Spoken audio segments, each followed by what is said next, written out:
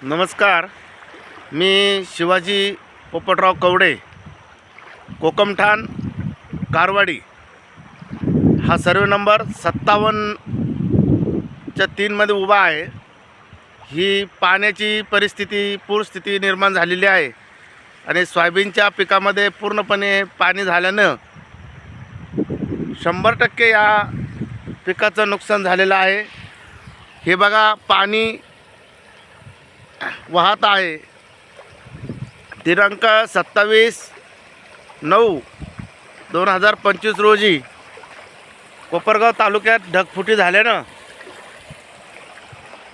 हा पाण्याचा प्रवाह शेतातून दिसत आहे आणि सोयाबीनच्या पिकामध्ये सर्वच पिकाचे नुकसान झालेलं आहे. घास, भाजीपाला, गायांचं गवत, मका, सोयाबीन, आजूबाजूला सर्व पिकांचे नुकसान झाले दिसत आहे.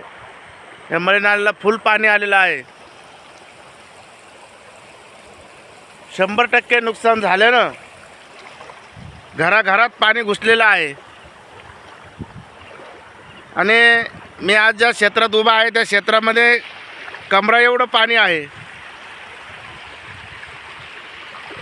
राज्य शासनाने योग्य तो निर्णय घेऊन आपत्तीजनक जी परिस्थिती निर्माण झाली आहे त्यामध्ये शेतकऱ्यांना सहकार्य करावं अशी मी विनंती करतो.